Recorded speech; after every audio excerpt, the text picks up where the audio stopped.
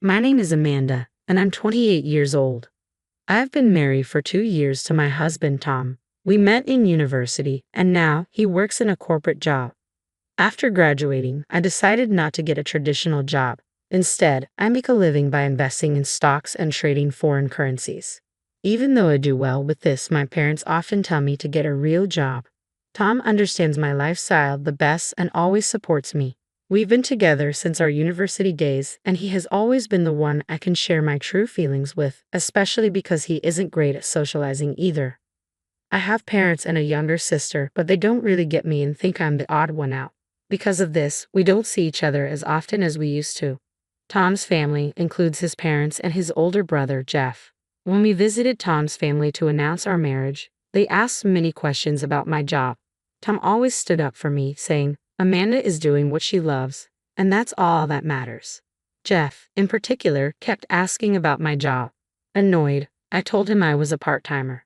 Jeff arrogantly laughed and said, "You should have just said that. Lots of college graduates can't find stable jobs these days." Jeff's attitude was irritating, but I didn't let it bother me because I wasn't marrying him. Even though Tom kept apologizing, having him by my side was what mattered most to me. Jeff, who constantly belittles me, is an associate professor at a university. I feel sorry for his students. Jeff is now getting married, and Tom and I have been invited to the wedding. The bride is the daughter of the university president where Jeff works. There were many guests invited to the wedding. Marrying the president's daughter certainly secures Jeff's future. When Jeff saw me at the wedding, he started mocking me again. "It's embarrassing to have a part-timer as a sister-in-law," he said. I didn't understand what he meant until I checked the wedding directory and saw that my name was the only one left blank.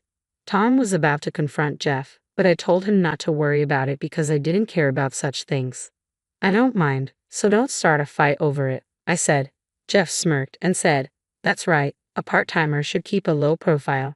Don't ruin this celebration." He even told us not to serve drinks to the guests because it would be troublesome if they asked about my job. "Just sit quietly," he said triumphantly, leaving us behind. Tom was still furious. "I'm sorry, my brother has been incredibly rude." Me husband Tom apologized with near tears in his eyes, feeling guilty. I unexpectedly found myself apologizing too. I should be the one saying sorry. "I didn't mean for you to be upset because of me," I said. Seeing me apologize, Tom finally managed to smile. At the wedding that day, neither of us felt like celebrating Jeff and his wife. As Jeff had suggested, we decided to simply enjoy the delicious food.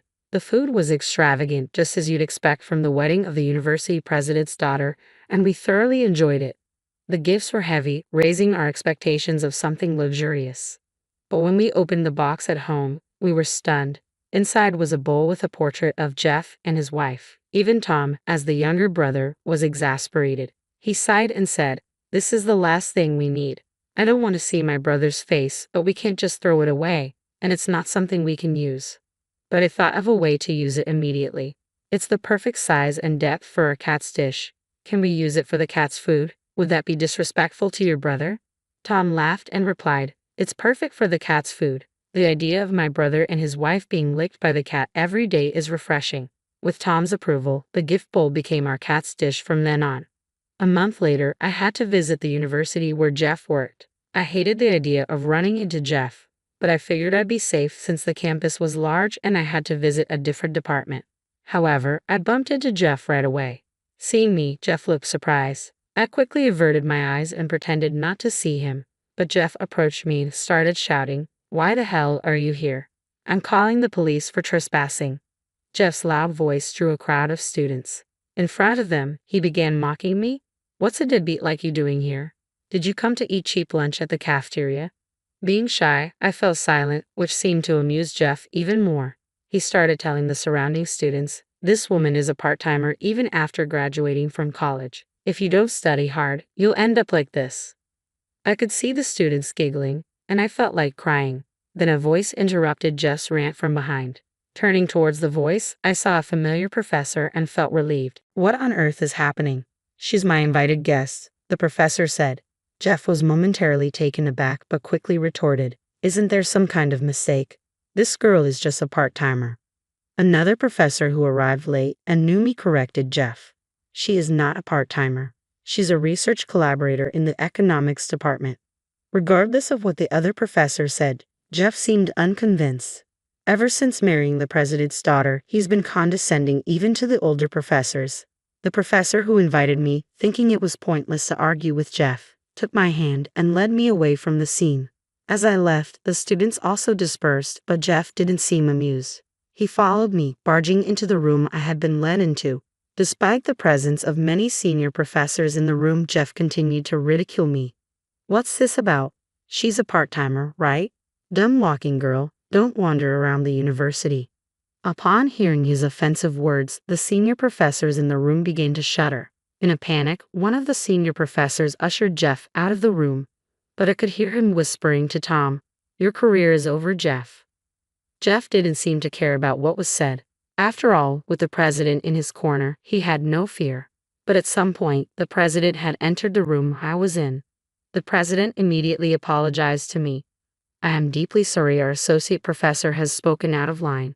Allow me to apologize on his behalf," the president said. The other professors also apologized to me. I responded that I didn't mind, though in reality, I was filled with rage, almost to my breaking point. However, I displayed mature composure.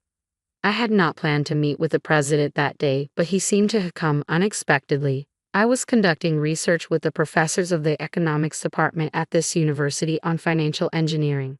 When I say research, I mean verifying whether or not the theory I use in my stock and forex investment operations is correct. Since my university days, I've been conducting financial transactions based on my unique theory. I've been exchanging opinions with a professor I met on social media. As the professor noticed my good investment performance, he began to verify it with me, and I started to be invited to the university as a research collaborator. The university had repeatedly suggested I work as a lecturer, but as I'm not comfortable speaking in front of others, the idea was impossible for me. Since participating in the research also benefits me, I visit the university a few times a month to confirm the results. I didn't realize it was the same university where Jeff works until he got married.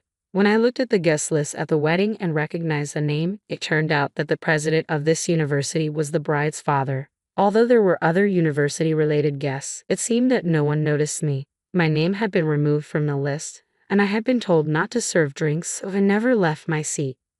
With a wedding of such scale, no one was expected to notice someone as unremarkable as me. The reason the president and professors were in a panic is because I'm a major donor to this university. Ever since I started conducting research with the university, my investment performance has improved significantly, and I have been donating a substantial amount of money each year. In addition, the theories I'm researching are also being provided to hedge funds and investors abroad, which seems to be bringing in a considerable amount of donations as well. As a private university, donations and sponsorship funds are crucial to the institution, which is earning a considerable amount of money from the research I am involved in.